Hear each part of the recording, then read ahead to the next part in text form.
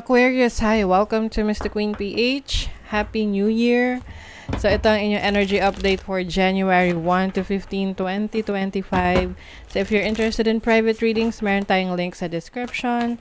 At sa pinned comment, pakicheck nyo na lang information kung paano mag-book for a private reading. And please subscribe to our channel to show your support. Like, share this video. Comment na rin kayo kung kayo naka-resonate. And thank you sa lahat ng mga hindi nagsiskip ng ads. It helps a lot with the channel. Okay? So, let's see Aquarius. Energy update January 1 to 15, first half ng January. What do we have for you? Ano yung energies for you? Okay, this is your overall energy, challenge, opportunities, blessings, energy ng money, ng career, ng health, at ng love life. Okay, so kuha rin tayo ng other cards here for you. For Aquarius, January 1 to 15. Aquarius, January 1 to 15. Kumusta ang nyo? New Year nyo? Aquarius. Comment kayo dyan. Ano yung inyong mga expectations ngayong 2025 or ngayong January? For Aquarius.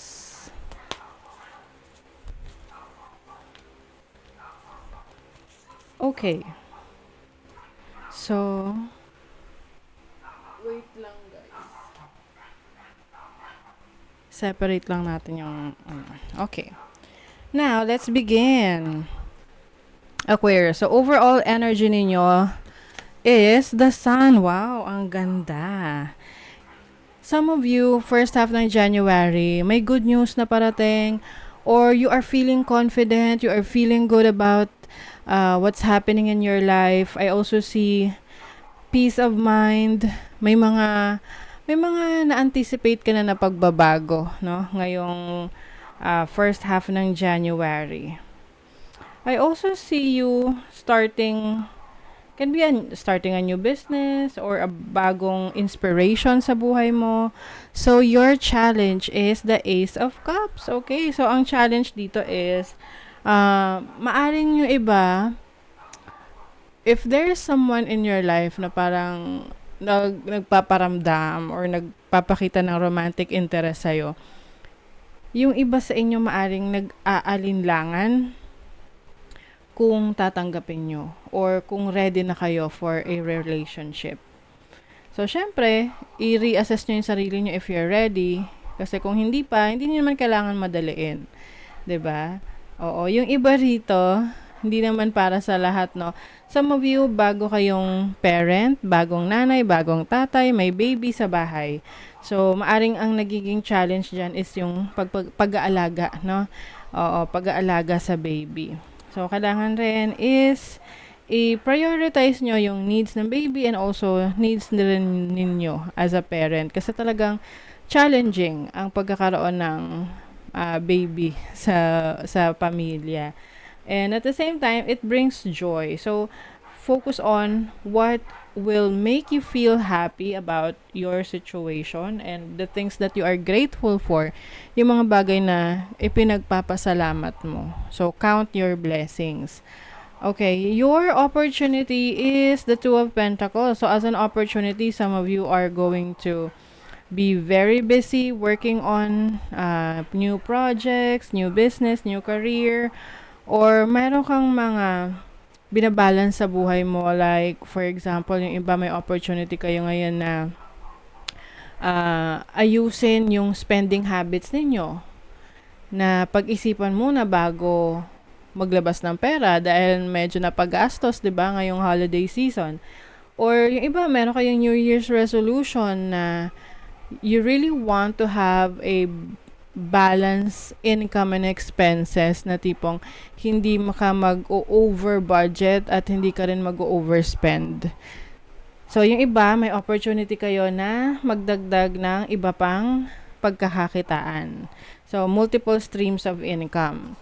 Now, your blessing is the Eight of Pentacles. So, maganda to as a blessing kasi kung tatrabahuhin mo, mag-e-effort ka, you will see the results. Makikita mo agad-agad yung resulta ng pinaghirapan mo, ng pinagtrabahuhan mo. And also, yung iba, meron kayong mamamaster na skills or talent, abilities na talagang magiging rewarding para sa inyo.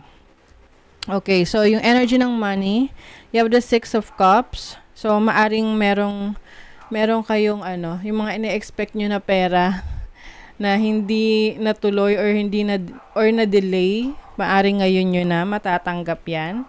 I also see someone gifting you cash, may magbibigay sa'yo ng pera. Pwedeng anak mo or mahal mo sa buhay. So, your career, you have the Queen of Swords. Okay. Pagdating sa career, I think pinaplano mo ngayon kung ano na yung future mo for your career. Kasi maaring you've been busy in the past, parang hinayaan mo na lang na, okay, ito yung gagawin ko. But I think mas futuristic yung iniisip mo ngayon kung saan ka napapunta. After this, I also see you releasing mga bagay that is no longer serving your career.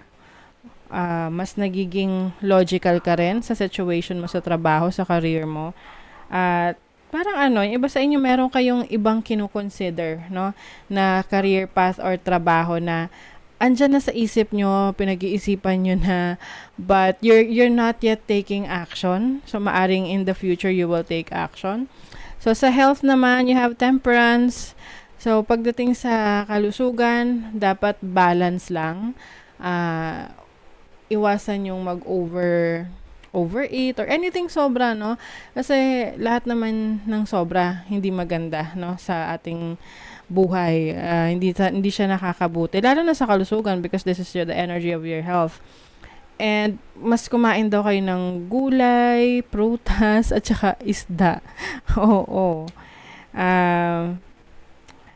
I also see you na maaring may iiwasan kang kainin kasi alam mong hindi yun good for your health. Oo. And being patient rin. Temperance is about being patient with yourself. Na may mga bagay na kailangan mong pagdaanan na proseso para makuha mo yung gusto mong resulta.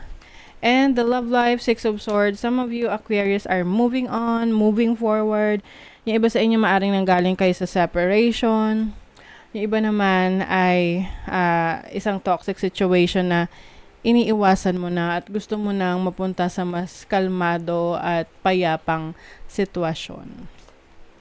Safe travel. So, some of you may pag-travel ngayong first half ng January. Rest assured that you are going to travel safe. And then, health talaga. Isa rin yan sa bibigyan nyo ng attention, yung inyong kalusugan. And then, study. I think ito yung pag-aaralan mo kasi gusto mo ngang i-master. I-master yung skill set mo, i-master yung abilities mo, to learn more. Kasi, pag mas marami kang alam, mas maraming opportunities na pwedeng dumating sa'yo. Diba? Great passion. So, some of you are going to pursue your passion. You also have Owl, good advice from a wise person. So, maaring makaka-receive ka ng advice sa isang tao na talagang parang nasasabi mong siya ay mentor mo or coach mo na nagbibigay din sa'yo ng inspiration. Wow, great good fortune. Yes, may good fortune coming in sa inyo, Aquarius. Kailangan lang talagang i-explore nyo pa yung potentials ninyo and also take action, work harder, Someone is trying to come between you and a friend or something you want. Meron ditong gustong hadlangan yung mga plano mo. So, syempre, kung talagang gusto mong i-pursue yan, hindi mo hahayaan na merong taong humadlang dyan, no? Major challenge to overcome. So, I think, isa yan sa challenge ninyo na i-overcome yung mga bagay, sitwasyon, tao na humahadlang sa mga goals mo or pangarap mo. So, you're going to overcome them. Gratitude is the life force of peace. What are you thankful for? So, ngayong first half ng January, you're going to count your blessings, no? You will be grateful for the blessings that you received. Mas magiging magbibigay ito sa iyo ng kapayapaan ng isip na marami pala akong blessings na rin na-receive. And if someone is grateful, mas maraming blessings pa na darating.